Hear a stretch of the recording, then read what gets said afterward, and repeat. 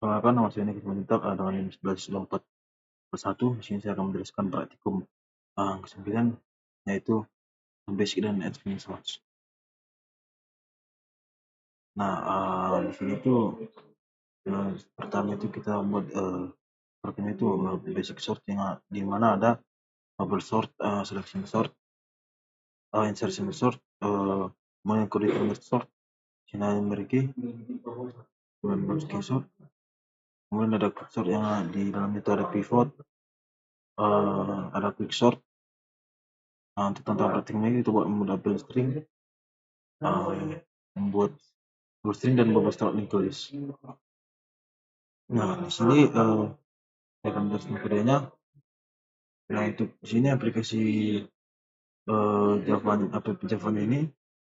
Nah, di sini tuh ada basic sort. Dimana itu bubble sort ini kita masuk ke satu ini, yaitu pengertian dasar. Di sini saya menjelaskan 3 metode itu bubble sort, yang mana cara kerjanya dengan memberikan elemen yang berdekatan dan menukarnya jika urutannya salah. Kemudian untuk selection sort itu untuk mencari nilai terkecil dari bagian yang belum terurut dan menempatkannya di depan. Kemudian untuk insertion sort ini untuk membangun deret terurut dengan mengambil satu persatu elemen dan menyisipkannya posisi yang tepat. Semua metode ini diterapkan pada array yang sama untuk melihat perbedaannya. Hasilnya akan dicetak sebelum serta sesudah proses sorting melalui kelas. Nah, untuk bagian kode itu yang ada merge. Di sini saya menggunakan merge sort. Di sini saya mencoba fungsi merge ini yang bertujuan menggabungkan sebuah array yang sudah berurut menjadi satu array baru yang tetap berurut. Kemudian di bagian B2B ini saya menggunakan fungsi merge sort ini secara utuh. Algoritma ini itu menggunakan prinsip divide and conquer, di mana array dipecah-pecah hingga kecil lalu digabungkan kembali secara terurut. Kemudian untuk bagian 3 itu ada quick sort. Nah, di sini masuk ke bagian B3 ini. B3 ini saya mendemonstrasikan proses pivotnya itu. Di sini fungsi ini sangat krusial karena ia mengatur posisi elemen di sekitar nilai pivot hingga elemen yang lebih kecil berada di kiri dan yang lebih besar di kanan. Kemudian untuk B3B ini untuk quick sort itu dijalankan secara rekursif untuk mengurutkan seluruh bagian array tersebut hingga tuntas. Kemudian untuk tantangan yang pertama, di sini merupakan tantangan untuk melakukan bubble sort pada struktur data linked list. Berbeda dengan array, di sini itu kita harus memanipulasi pointernya referensi antar node, yang membuat objek linked list itu menambahkan data menggunakan append lalu memanggil metode bubble sort untuk merupakan isi dari list tersebut. Kemudian untuk tantangan 2 itu ada double sorting student. Nah, di sini saya menggunakan double string untuk objek student. Program ini tuh bersifat dinamis karena menerima input dari user menggunakan scanner. Itu user akan memasukkan jumlah mahasiswa, NIM, nama dan skor. Data-data tersebut itu disimpan dalam array objek student, lalu diurutkan menggunakan student helper sort. Biasanya itu sorting ini melibatkan lebih dari satu parameter. Misalnya berdasarkan skor tertinggi, dan jika skor sama, maka akan diurutkan berdasarkan NIM atau nama. Kemudian kita masuk ke basic sort. Nah, di sini saya akan menjelaskan dari basic Java. Di dalam kelas ini terdapat 3 metode pengurutan statis, yaitu bubble sort, selection sort, dan insertion sort. Nah, untuk bubble sort ini bubble sort itu algoritma ini bekerja dengan cara membandingkan dua elemen yang berdekatan secara berulang. Nah, di sini kita menggunakan nested loop atau loop luar yang menentukan batas akhir ini menentukan batas akhir pencarian yang akan berkurang setiap satu putaran selesai. Di dalamnya ini ada loop J yang membandingkan data I dengan data Z plus 1. Nah, jika elemen di sebelah kiri lebih besar, maka akan dilakukan proses swap untuk pertukaran menggunakan variable term. Analoginya, nilai yang besar akan terus mengapung ke posisi paling kanan seperti gelembung. Kemudian untuk selection sort ini prinsip utamanya itu adalah mencari nilai terkecil lalu menempatkannya di posisi yang benar. Kita mengasumsikan elemen saat ini I sebagai min index dan nilai terkecil sementara. Lalu loop kedua atau J akan menyisir sisa array untuk mencari apakah ada nilai lebih kecil lagi dari main indeksnya tadi. Jika ditemukan, kita simpan indeksnya. Setelah loop J selesai, kita cek. Jika main index berulah, kita lakukan pertukaran atau swap antara elemen di posisi I dengan elemen terkecil yang baru ditemukan. Jadi ini lebih efisien dalam hal jumlah pertukaran atau swap dibandingkan bubble sort. Kemudian untuk insertion sort ini terakhir, ini cara kerjanya mirip seperti kita merutkan kartu di tangan. Nah, kita mulai dari indeks ke-1. Elemen tersebut kita simpan di variable term sebagai kartu yang akan kita masukkan. Kemudian kita bandingkan dengan elemen-elemen di sebelah kirinya atau indeks J. Selama elemen di sebelah kiri lebih besar dari tem, kita akan menggeser elemen tersebut ke kanan data J plus 1 sama dengan data J. Dalam posisi yang tepat di mana tidak ada lagi elemen yang lebih besar, maka kita masukkan nilai tem tersebut ke dalam celah yang tersedia. Proses ini terus berjalan hingga seluruh array menjadi terurut secara bertahap. Kemudian untuk linked list, nah di sini saya akan menjelaskan kelas linked list. Kelas ini adalah implementasi manual dari struktur data single linked list.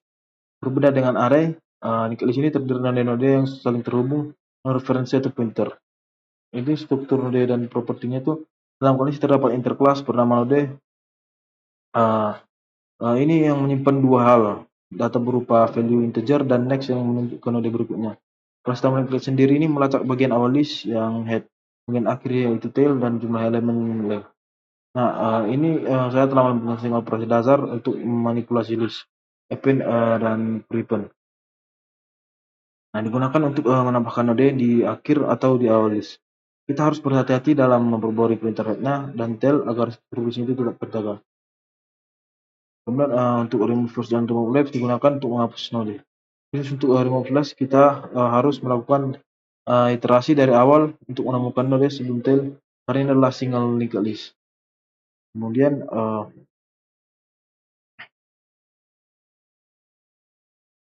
di sini ada get, set, insert, dan remove. Metode ini memungkinkan kita mengakses atau mengubah data pada indeks tertentu dengan cara melakukan iterasi atau berjalan melalui node yang ada.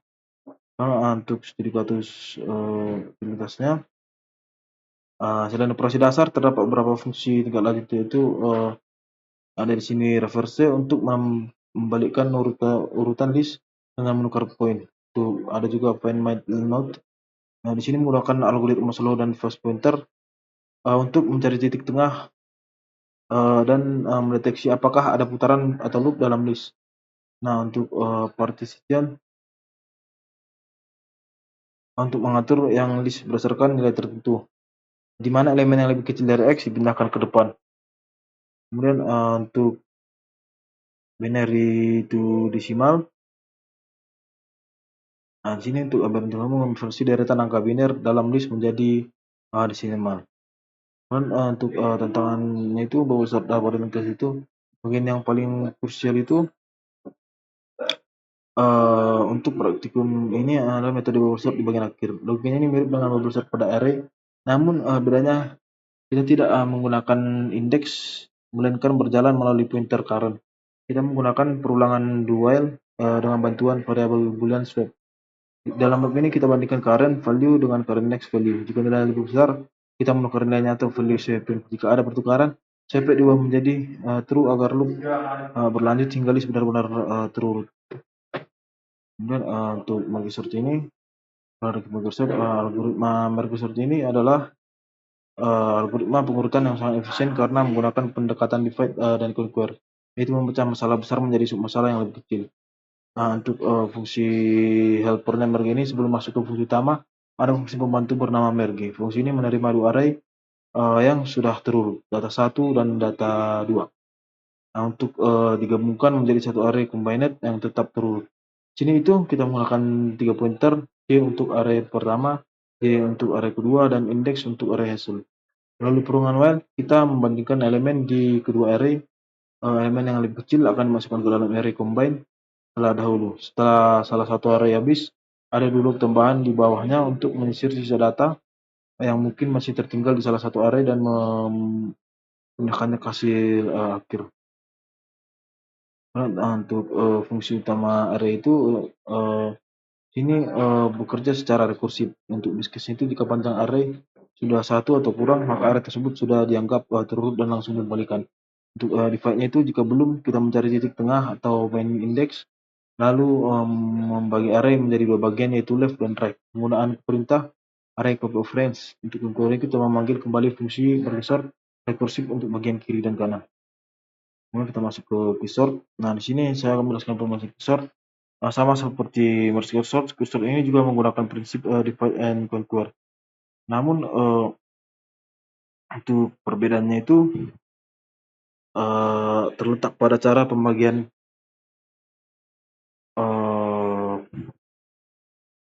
ini bedanya itu nah, pada cara pembagian datanya yang menggunakan sebuah elemen acuan yang disebut pivot.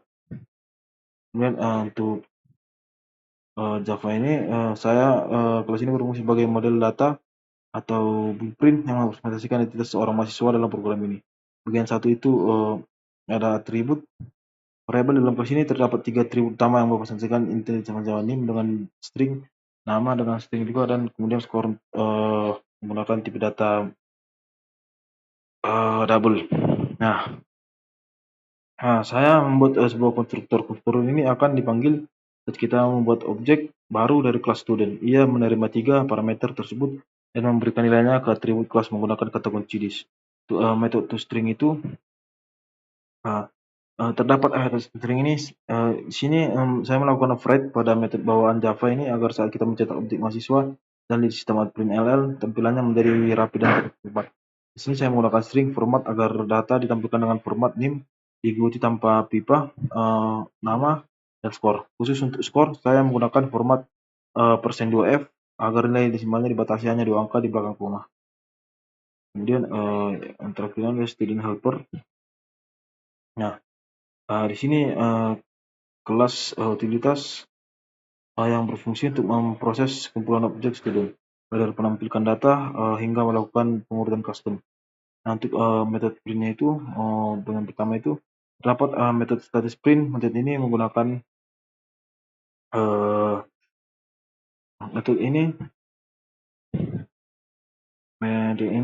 menggunakan enhances perlu untuk mengiterasi array student, mengecek setiap objek mahasiswa ke layar. Karena kita sudah mengoperate metode string di kelas student, maka data akan otomatis tercetak dalam format rapi yang sudah kita tentukan sebelumnya. Untuk logika pengurutan customnya, yang paling ini adalah metode compile. Metode ini menentukan aturan pengurutan atau double sorting. Proses pertama itu kita membandingkan skor, saya menggunakan double compare S2 score, S1 score.